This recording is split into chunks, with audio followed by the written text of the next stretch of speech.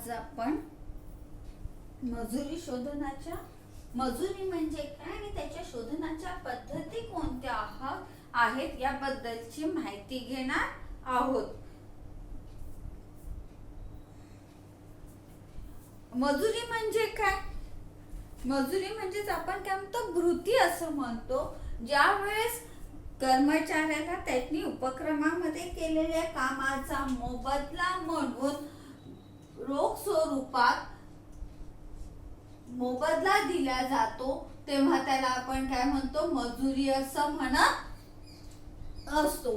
कुठल्याही कर्मचाऱ्याला मजुरी ही दिल्या जात असते. त्यांनी केलेल्या कामाचा मोबदला म्हणून रोख स्वरूपामध्ये मजुरी दिल्या जात असते. मजुरीची व्याख्या बघूया आपण आधी. एक सेकंद. कर्मचाऱ्यांनी मजुरी म्हणजे उपयोगितेच्या निर्मिती करणाऱ्या श्रमाबद्दल श्रमिकाला प्राप्त होणारा मोबदला होय. उपयोगितेच्या निर्मितीबद्दल श्रमिकाला प्राप्त होणारा मोबदला म्हणजे मजुरी होय. आता उपयोगितेची निर्मिती म्हणजे काय?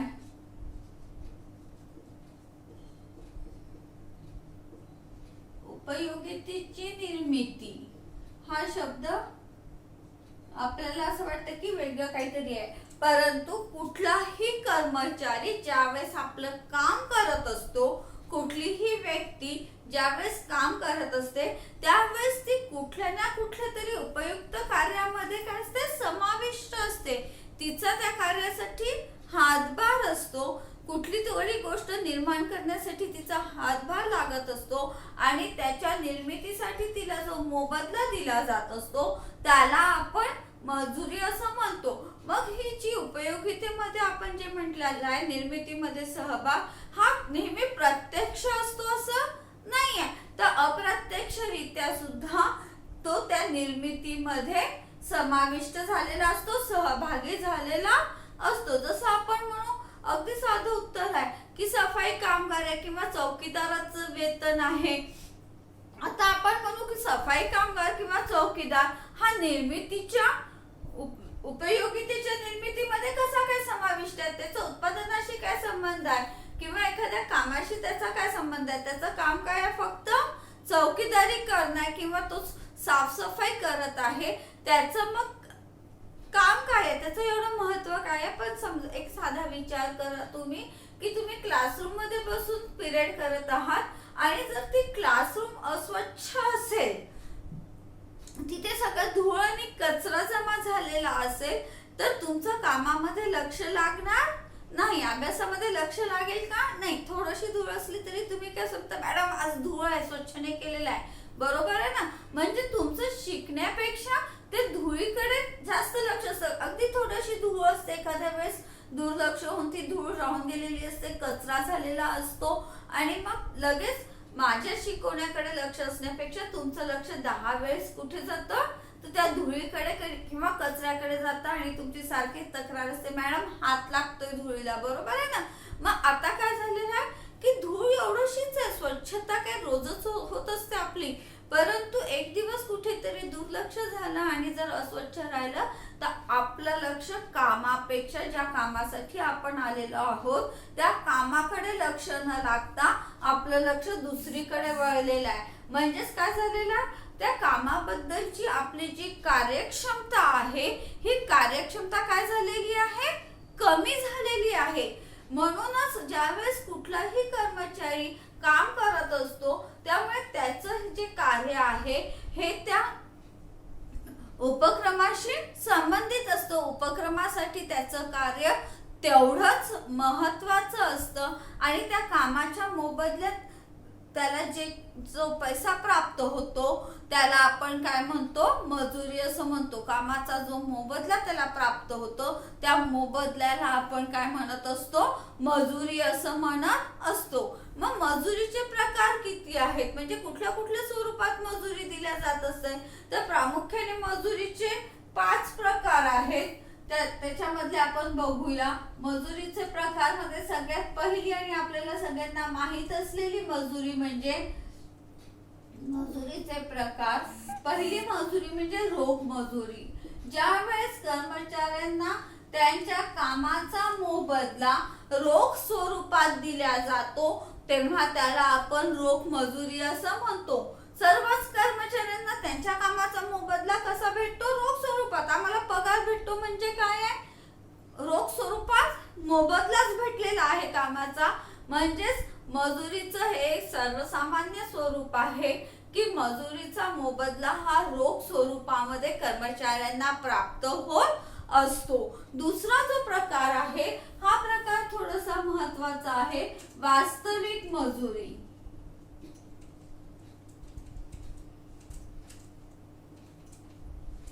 जसं आपण बघितलेलं आहे प्रत्येक कर्मचाऱ्याला रोख स्वरूपामध्ये मजुरी प्राप्त होतच असते, परंतु यासोबतच कर्मचाऱ्यांना वास्तविक स्वरूपाची मजुरी देखील प्राप्त होत असते. मग वास्तविक स्वरूपाची मजुरी म्हणजे काय? तर जो मोबदला हा पैशाच्या स्वरूपात न भेटता काही सेवांच्या स्वरूपामध्ये तुम्हाला दिला जातो किंवा आपण त्याला काय म्हणू, अनुषंगिक लाभाने तुम्हाला तो मोबदला प्राप्त होतो तेव्हा त्याला आपण वास्तविक मजुरी असं म्हणतो. अनुषंगिक लाभ म्हणजे काय किंवा रोख स्वरूपात शिवाय इतर लाभ म्हणजे काय?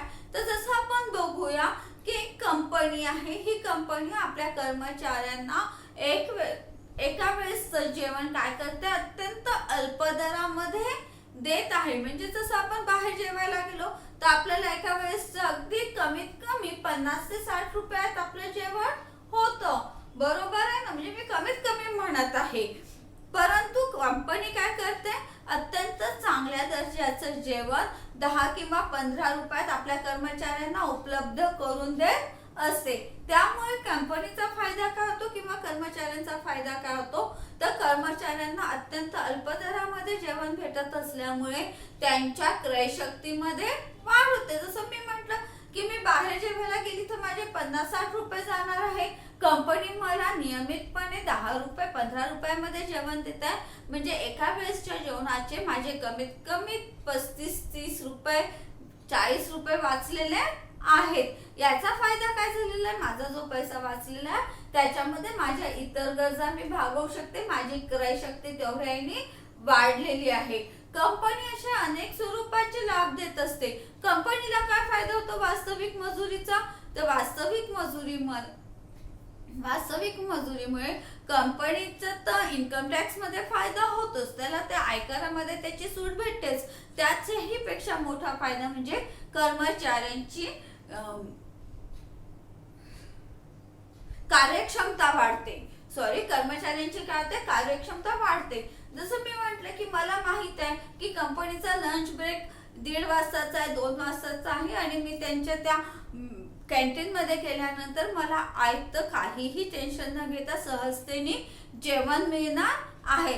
तर साहजिकच माझं काय होतं, माझ्या कार्यक्षमतेमध्ये वाढ होते. मला घरून डबा आणायची झिकझिक नाहीये, ते सांभाळायची कटकट नाही, अगदी सहजतेने मला योग्य वेळेवर निश्चितपणे काय भेटणार आहे, जेवण भेटणार आहे.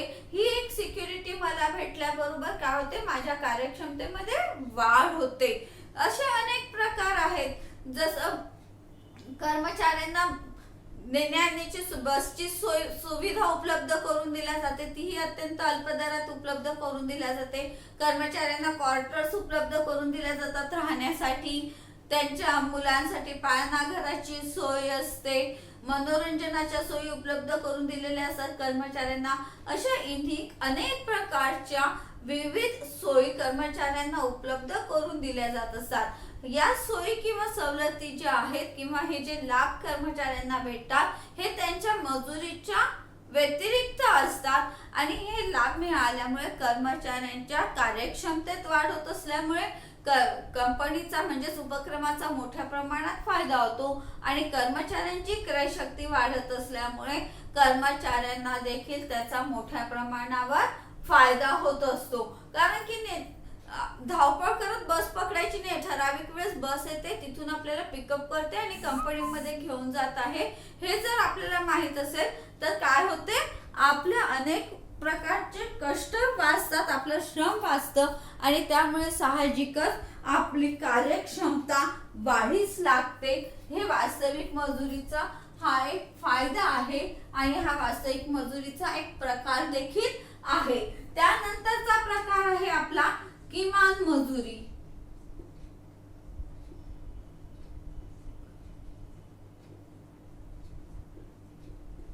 किमान मजुरी म्हणजे काय, तर कुठल्याही कर्मचाऱ्याला जीवन जगण्यासाठी त्याच्या मूलभूत गरजा पूर्ण करण्याकरिता आवश्यक असणारी मजुरी म्हणजे किमान मजुरी होय. कर्मचाऱ्याच्या अन्न, वस्त्र, निवारा, मुलांचे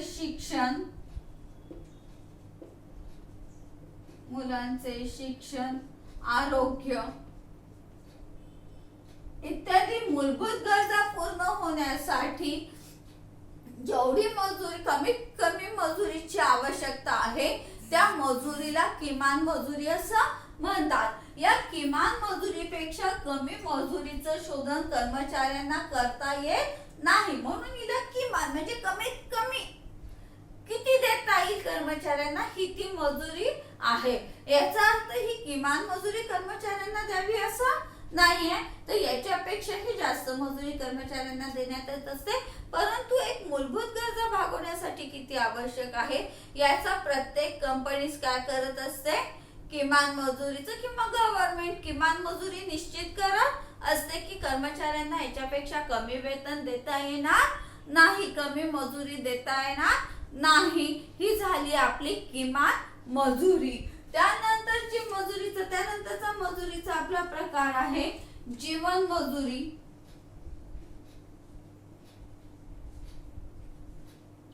जीवन मजुरी म्हणजे काय, तर परत तेच कर्मचाऱ्यांच्या अन्न, वस्त्र, निवारा, मुलांचं शिक्षण, त्याच्या आरोग्यविषयक सोयी त्याला मिळतील किंवा आरोग्यविषयक गरजा त्याच्या पूर्ण होतील आणि आकस्मिक काही जर त्याच्यावर संकट आलं तर ते पूर्ण करता येईल, ते निभवता येईल एवढं वेतन किंवा एवढी मजुरी जेव्हा त्याला दिल्या जाते तेव्हा त्याला जीवन मजुरी असं म्हणतात. जीवन जगण्यासाठी आवश्यक असणारी मजुरी म्हणजे जीवन मजुरी होय. जवळपास किमान मजुरी आणि जीवन मजुरी या दोन्हीही कशा आहेत, जवळपास सारख्याच आहे. फक्त आपण याच्यामध्ये म्हणतो जीवन मजुरीमध्ये की संकटकाळी सुद्धा त्याच्याजवळ पैसा शिल्लक असला पाहिजे, एवढी मजुरी त्याला देण्यात आली पाहिजे. तर आपण किमान मजुरीमध्ये म्हणतो अन्न, वस्त्र, निवारा, आरोग्य आणि मुलांचं शिक्षण एवढा गरजा त्याला भागवता येईल एवढी मजुरी त्याला देण्यात यावी. एवढा एक सूक्ष्म असा थोडासा फरक जीवन मजुरी आणि किमान मजुरीमध्ये आपल्याला दिलेला आहे. तसं बघितलं तर दोन्हीही याच्यामध्ये अन्न, वस्त्र, निवारा, मूलभूत गरजा या पूर्ण होईल एवढीच मजुरी याच्यामध्ये देण्यात येत असते. त्यानंतरचा प्रकार आहे आपला पाचवा आणि शेवटचा योग्य मजुरी. मजुरीचा हा प्रकार जास्त महत्त्वाचा आहे. योग्य मजुरी म्हणजे काय, योग्य मजुरी कशाला म्हणू आपण बघितलेलं आहे की किमान मजुरी किंवा जीवन मजुरीमध्ये अन्न, वस्त्र, निवारा, मुलांचे शिक्षण, आरोग्य विषयक सुविधा, आकस्मिक खर्च या सर्व गोष्टी त्याच्या या गरजा पूर्ण होतील एवढी मजुरी मिळणं म्हणजे मजुरी देण्यात यावी ती मजुरी म्हणजे किमान मजुरी होय, म्हणजे कमीत कमी मजुरी होय. परंतु आता जसं आपण म्हटलं की एखाद्या किमान मजुरी ही कशी आहे 30,000 रुपये आहे असं जर आपण गृहीत धरलं तर ही झाली कमीत कमी मजुरी. परंतु त्यानंतर त्या कर्मचाऱ्यांचं असलेलं राहणीमान, त्याच्यामध्ये असलेलं कौशल्य, त्याच्यामध्ये जबाबदारी घेण्याची असलेली त्याच्यामधली क्षमता, त्याचं कर्तव्य, उत्तरदायित्व, रिस्क घेण्याची क्षमता इत्यादी अनेक गोष्टींचा विचार करून कर्मचाऱ्याची मजुरी निश्चित केल्या जात असते. आता किमान मजुरी ठरवली म्हणून तुम्ही व्यवसायातल्या सगळ्यांनाच, उपक्रमामधल्या सगळ्यांनाच 30,000 रुपये मजुरी देणार नाहीये, बरोबर आहे ना. तर ही झाली तुमची किमान म्हणजे कमीत कमी मजुरी. त्यानंतर मग प्रत्येक कर्मचाऱ्याच्या अंगामध्ये असलेलं कौशल्य, त्याची क्षमता, कार्य करण्याची क्षमता, उपक्रमाबद्दल असलेली त्याची निष्ठा, त्याचं कर्तव्य निभवण्याची क्षमता, उत्तरदायित्व घेण्याची क्षमता, त्यानंतर जबाबदारी घेण्याची, रिस्क घेण्याची त्याची क्षमता, अशा अनेक गोष्टींचा विचार करून कर्मचाऱ्यांची मजुरी निश्चित केल्या जात असते. या सर्व गोष्टींचा विचार करून जेव्हा कर्मचाऱ्याची मजुरी निश्चित केल्या जाते तेव्हा त्याला आपण म्हणतो योग्य मजुरी. म्हणजे त्या कर्मचाऱ्याला त्याच्या कार्यक्षमतेनुसार जेव्हा मजुरी देण्यात येते तेव्हा त्याला आपण काय म्हणणार आहोत, योग्य मजुरी असं म्हणणार आहोत. इथपर्यंत तुम्हाला मजुरीचे प्रकार समजलेले असतील. 5च प्रकार आहेत आणि जवळपास आपल्याला माहित असलेले सगळे प्रकार आहेत, कारण आपण 11वी मध्ये मजुरीबद्दल बऱ्याच मोठ्या प्रमाणात शिकलेलो आहे. आता त्याच्यानंतर आपण बघूया मजुरी शोधनाच्या पद्धतीची वैशिष्ट्ये.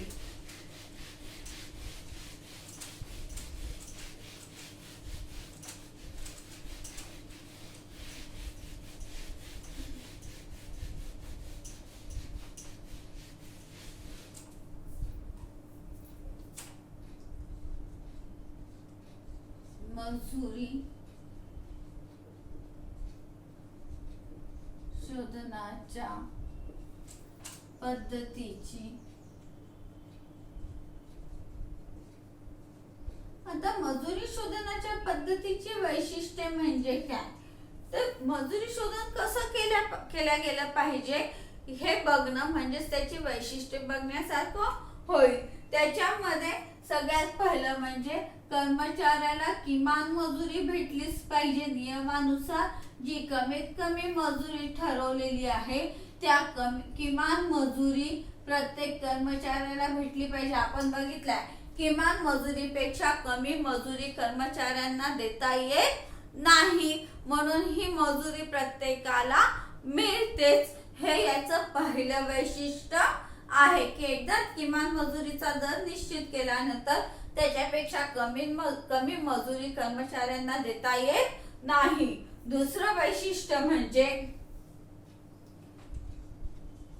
शोधनाची साधी सोपी पद्धत. साधी सोपी सरळ पद्धत. मजुरीचं शोधन ज्यावेळेस करण्यात येते त्यावेळेस त्या शोधनाची पद्धत ही साधी सरळ असली पाहिजे, म्हणजेच प्रत्येक कर्मचाऱ्याला ही पद्धत समजायला पाहिजे. आपल्याला मजुरी देत असताना ती कशा पद्धतीने देण्यात आलेली आहे हे कर्मचाऱ्यांना समजणं अत्यंत आवश्यक आहे. त्यानंतरचा महत्त्वाचा मुद्दा म्हणजे मजुरी शोधनाचा कालावधी. ज्यावेळेस मजुरीचं शोधन करण्यात येते उपक्रमामध्ये, ज्यावेळेस मजुरीचं शोधन करण्यात येते त्यावेळेस त्याचा कालावधी नक्की कुठला आहे, आपल्याला जी मजुरी भेटत आहे ही कुठल्या कालावधीतली भेटत आहे याची माहिती कर्मचाऱ्यांना असणं अत्यंत आवश्यक आहे. म्हणजे आपल्याला दर आठवड्याला मजुरी भेटत आहे, 15 दिवसांनी भेटत आहे, महिन्यांनी भेटत आहे, याबद्दलची माहिती कर्मचाऱ्यांना असणं अत्यंत आवश्यक आहे. आणि ही माहिती मजुरी शोधन पद्धतीमुळे कर्मचाऱ्यांना सहजतेने उपलब्ध होत असते. हे या पद्धतीचं काय वैशिष्ट्य आहे, कारण की ज्यावेळेस मजुरी मिळते त्यावेळेस तो मजुरी पत्रकावर सही करत असतो मजुरी मिळाल्याची. तर त्या मजुरी पत्रकावर काढण्यात आलेल्या मजुरीचा कालावधी कुठला आहे, म्हणजे जसं 1 जानेवारी 2012 ते 15 जानेवारी 2012 किंवा 7 जानेवारी 2015, 31 जानेवारी 2012 असं काय केलेलं असतं, कुठल्यापासून तो कुठल्या कालावधी पर्यंतची मजुरी काढण्यात आलेली आहे याचं काय असतं स्पष्टपणे निर्देश केलेले असतात किंवा स्पष्टपणे लिहिलेलं असतं.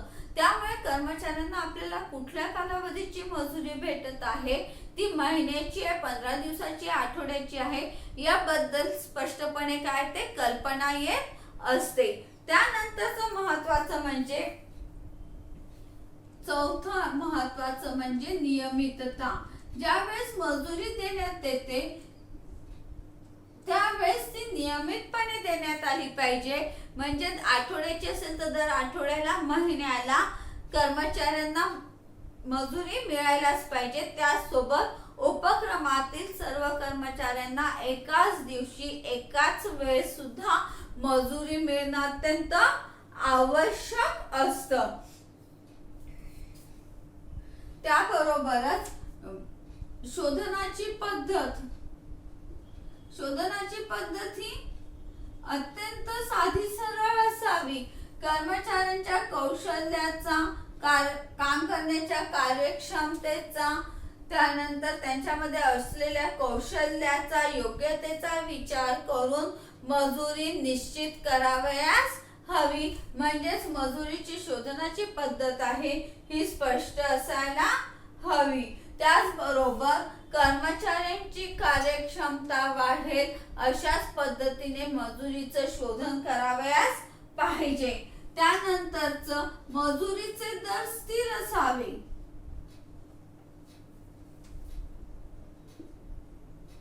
मजुरीचे दर स्थिर असावे आणि त्याच्याच सोबत त्यांनी म्हटलेलं आहे मजुरी दरात लवचिकता असावी.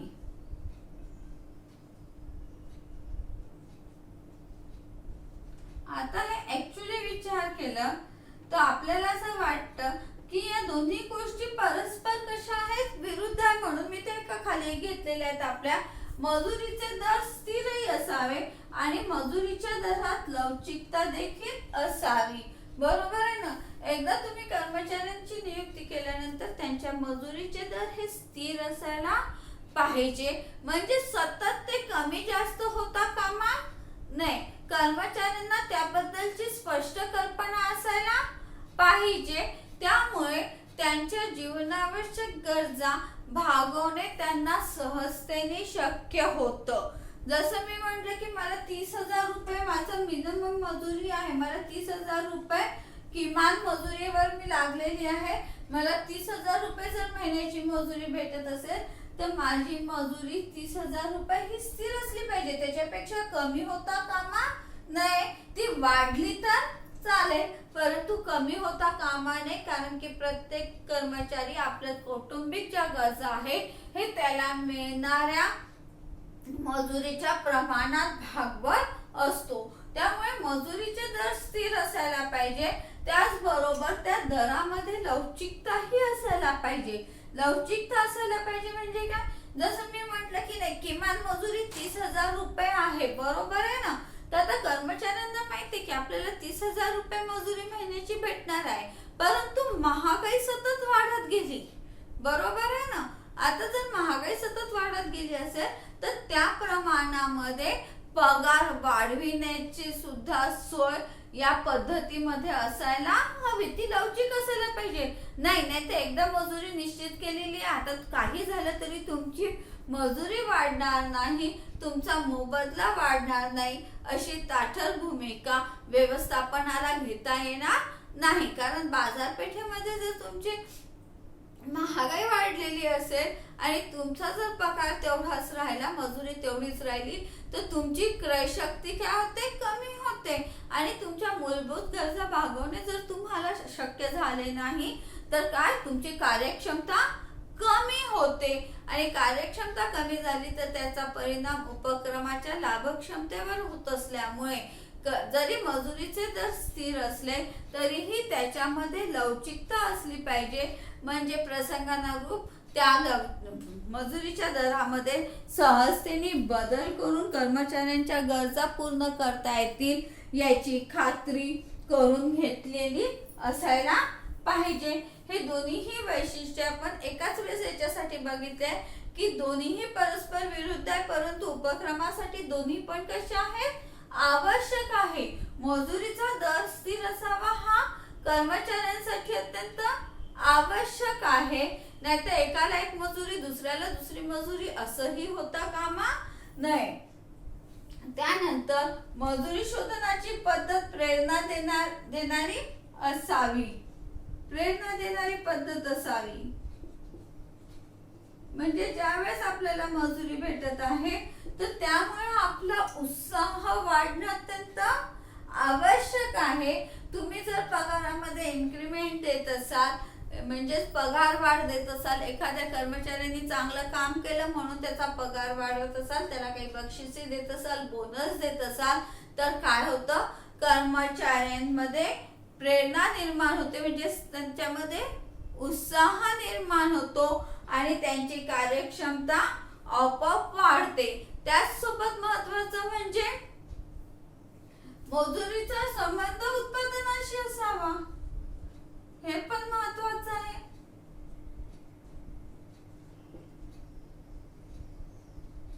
मजुरीचा संबंध कशाशी असावा, उत्पादनाशी असावा. उत्पादनाशी म्हणजे काय, तर कर्मचारी ज्या प्रमाणात काम करत आहे त्या प्रमाणामध्ये त्याला मजुरी मिळायला पाहिजे, म्हणजेच त्याचा उत्साह आणि कार्यक्षमता दोन्हीही गोष्टी टिकून राहण्यासाठी काय होतं, मदत होत असते. जसं मी खूप कार्यक्षमतेने काम करते, म्हणजे मी 100% माझं योगदान देऊन मी त्या उपक्रमात काम करत आहे, बरोबर आहे.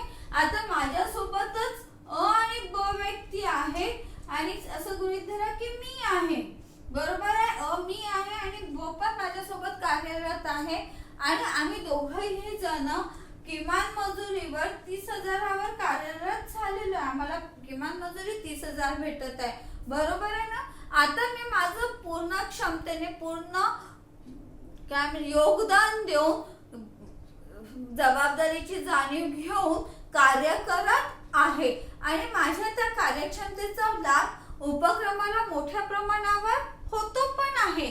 परंतु ब ही व्यक्ती मात्र त्या मानाने अकार्यक्षम आहे, तिला काम करायचा कंटाळा आहे किंवा ती कामामध्ये टाळाटाळ करत आहे, ती कुठल्याही प्रकारची जबाबदारी घेत नाही आहे, कुठलेही रिस्क घेऊन काम करायची तिची तयारी नसते. ती फक्त एका तिला दिलेलं नेमून दिलेलंच काम ती जर करत असेल आणि जर तिचा माझा जर मजुरी जर आमची सारखी असेल तर काय होईल, काही दिवसांनी माझा काम करण्याचा उत्साह कमी होणार आहे, कारण की काम न करताही त्याला तेवढीच मजुरी भेटत आहे आणि काम करूनही मला तेवढीच मजुरी भेटत आहे. तर काय होणार आहे, माझी कार्यक्षमता कमी होईल आणि मला हे माहित आहे की आपण कितीही काम केलं तरी आपला पगार वाढणार नाहीच आहे, तर त्याची अकार्यक्षमता वाढत जाईल. म्हणून ज्याप्रमाणे तुमच्या अंगामध्ये कौशल्य असेल, कार्यक्षमता असेल, तुम्ही जेवढं उपक्रमामध्ये सहयोग देत असाल त्या प्रमाणात जर तुमची मजुरी वाढली, माझी 30ची जर 40,000 होत असेल तर साहजिकच मला सुद्धा आपली मजुरी वाढावी यासाठी कार्यक्षमतेने काम करण्याची इच्छा होणार आहे. म्हणजेच तुम्हाला जी मजुरी भेटत आहे ही तुमच्या उत्पादनाशी म्हणजे तुम्ही जे कार्य करत आहात त्याच्याशी निगडित असायला पाहिजे, हे महत्वाचं आहे. याच्यानंतर आपण मजुरी शोधण्याच्या पद्धती पुढच्या चॅप्टर मध्ये पाहूया. समजलं सगळ्यांना, काही अडचण आहे?